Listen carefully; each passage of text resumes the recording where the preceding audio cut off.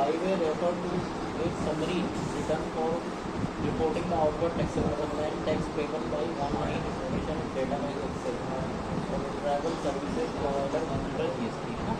जो online services होती हैं जैसे यूट्यूब वगैरह की सर्विस होती है, अगर उस तरह की सर्विस आप प्रोवाइड करते हो तो 5A फाइल करनी पड़ेगी आपको। ये मंथली बेसिस पर फाइल होगी, हर महीने फाइल करनी है और लास्ट डेट होगी इसकी 20 तारीख, यानी महीने खत्म होगा 20 दिन के अंदर आपको ये फाइल करनी है। GSTR 6 is monthly return to be filed by input service distributor. It contains detail of input tax credit received and distributed by the ISD. It will further contain detail of all components issued for distribution of input credit and manner of distribution. तो जो हमने input service ISD वाला जो chapter पढ़ा था उसमें जो return file होगी वो GSTR 6 होती है, जो ITC वो डिस्ट्रीब्यूट करता है हेड ऑफिस अपने ब्रांचेस को, है ना। ये टॉपिक तो बड़े था ना यार। इसका क्या होगा, ये हर महीने आपको फाइल करनी है और मंथ खत्म होने के बाद में 13 दिन के अंदर, यानी 13 तारीख इसकी लास्ट डेट होगी इस रिटर्न को फाइल करनी है। GSTR 7 is a monthly return to be filed by person required to deduct tax TDS under GST. The return will contain detail of TDS deducted, the TDS liability payable and paid, and TDS refund claim refund. तो जो TDS की return है आपकी, जो GST में TDS में पड़ा था, वो लोग जो अपनी रिटर्न फाइल करेंगे वो GSTR 7 करेंगे, है ना। और मंथ कंप्लीट होने के बाद में 10 दिन के अंदर ये फाइल करनी होती है। TDS की जो हमारी ऊपर लाइबिलिटी आएगी वो भी 10 दिन के अंदर जमा करना है और 10 दिन के अंदर ही ये रिटर्न आपको फाइल करनी होगी। GSTR 8 is a monthly return to be filed by e-commerce operator registered under the GST who are required to collect TCS. तो जो TCS कलेक्ट करते हैं कौन, जैसे अमेजोन, फ्लिपकार्ट, ये लोग जो TCS कलेक्ट करते हैं तो ये लोग रिटर्न फाइल करेंगे आपकी GSTR 8, है ना। और ये भी मंथली बेसिस पे फाइल होगी और मंथ खत्म होने के 10 दिन के अंदर आपको जो TCS कलेक्ट किया है आपके सप्लायर से वो जमा करा देना है और ये रिटर्न फाइल कर देनी है GSTR 8, ठीक है। GSTR 9 क्या होती है, ये एनुअल रिटर्न है to be filed by the tax payer registered GST due by 31 December of the year following the relevant financial year. तो GSTR 9 जो रेगुलर टैक्स पेयर है, ठीक है, उन लोगों को GSTR 9 फाइल करना कंपलसरी है। ये साल में एक बार होती है फाइल, तो पूरे साल का जो डेटा होगा आपका GSTR 1 3B का डेटा वो एक जगह उसकी समरी फॉर्म में हो जाएगा, है ना। पूरे साल का डेटा अप्रैल से मार्च तक, तो पूरे साल का डेटा आप उसमें दिखाओगे। उसे शो करने के बाद में 31 दिसंबर लास्ट डेट होती है इसकी, यानी पूरा साल कंप्लीट होगा अप्रैल से मार्च, तो फिर 9 महीने मिलेंगे आपको उसको रिटर्न फाइल करने, ठीक है। कि दिसंबर में फाइल होती है, 31 दिसंबर लास्ट डेट होती है। अब ये हर कोई फाइल नहीं करता, जिन लोगों का टर्नओवर 2 करोड़ से ऊपर है उन लोगों को ये फाइल करना कंपलसरी है। उससे नीचे वाली भी फाइल कर सकते हैं बट उसके लिए ऑप्शनल है, कंपलसरी नहीं है। तो 2 करोड़ टर्नओवर होना चाहिए तभी आप GSTR 9 एनुअल रिटर्न फाइल कर सकते हो। 9 है, अच्छा 9 है क्या है, ये सस्पेंडेड रिटर्न है। पहले जो कंपोजिशन डीलर होते थे उनको एनुअल रिटर्न फाइल करनी होगी, तो अब उनकी एनुअल रिटर्न तो GSTR 4 हो गई। 9 है जो पहले थी वो सस्पेंड कर दी गई, ठीक है। अब ये रिटर्न फाइल नहीं की जाती।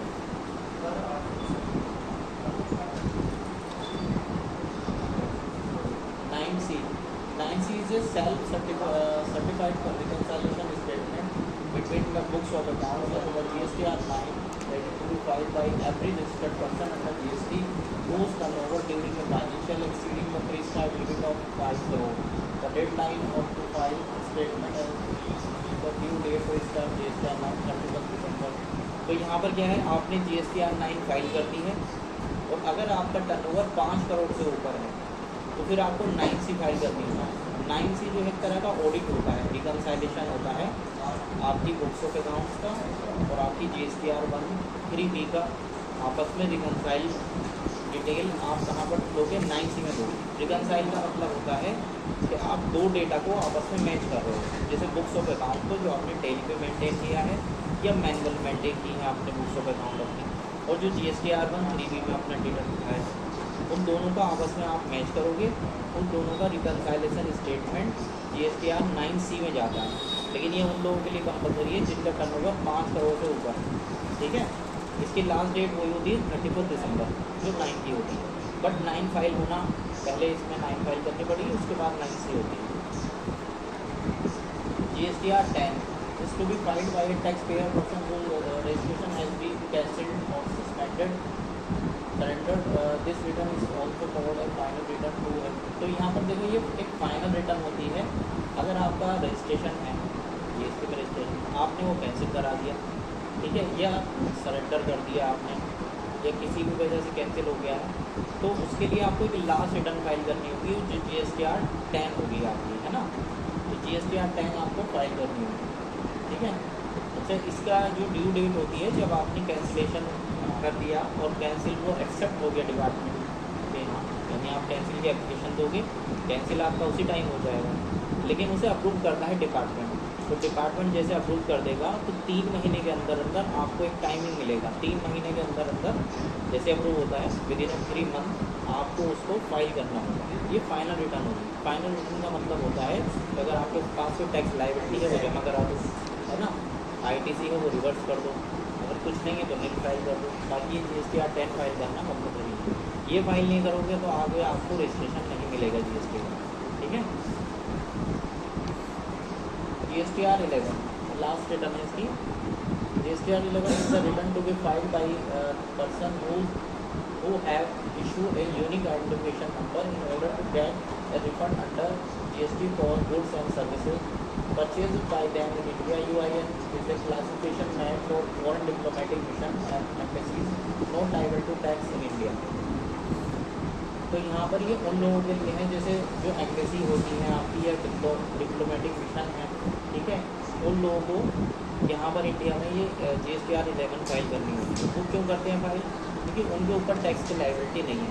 अगर वो किसी से कोई परचेज गुड्स परचेज करेंगे, सर्विस परचेज करेंगे, तो सामने वाला तो टैक्स लगा के देगा उनके ऊपर, है ना। वो टैक्स को रिफंड करा सकते हैं। जो इनवर्ड सप्लाईज हैं जो रिफंड की रिसीव की गई है उनके द्वारा, यानी जो उन्होंने गुड्स परचेज़ किया है, सर्विस परचेज़ की है इंडिया के अंदर, एम्बेसीज और डिप्लोमेटिक मिशन है, तो उन सर्विसेज उन गुड्स पर जो टैक्स पेड करा है परचेजिंग के टाइम, मतलब आप कोई माल बेचोगे तो टैक्स चार्ज करोगे ना उन पर, तो वो जो टैक्स चार्ज किया गया है उसको रिफंड करा सकते हैं एम्बेसी या डिप्लोमेटिक मिशन, है ना। तो विदेशी जो एम्बेसीज होती हैं दूसरी कंट्री में या इंडिया में होती हैं, तो वो लोग रिफंड करा सकते हैं। रिफंड कराने के लिए उन्होंने GSTR 11 फाइल करना पड़ेगा, है ना। तो उनको एक यूनिक आइडेंटिफिकेशन नंबर दिया जाता है डिपार्टमेंट की तरफ से, UIN बोलते हैं, ठीक है। ये UIN इसको दिया जाता है, समझ में आएगा।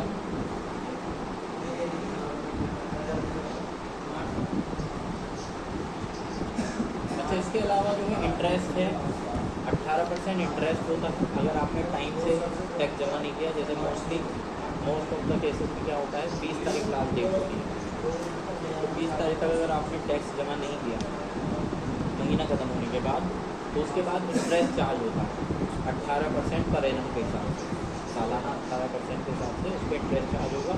इंटरेस्ट सहित आपको टैक्स जमा करना पड़ेगा अगर आपने टाइम से टैक्स जमा नहीं किया।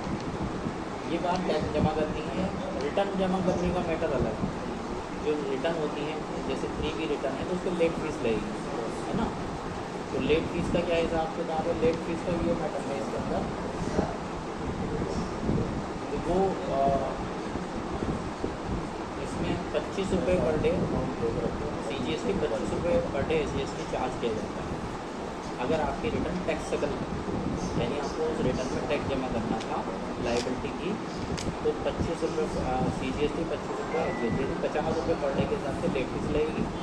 अगर आपकी नील रिटर्न है तो 20 रुपये पर डे लगेगी, 10 रुपये CGST में, 10 रुपये SGST में लेट फीस जमा होगा, ठीक है। नील रिटर्न के लिए 20 रुपये और टैक्सेबल वाली रिटर्न के लिए 50 रुपये पर डे लेट फीस लगती है।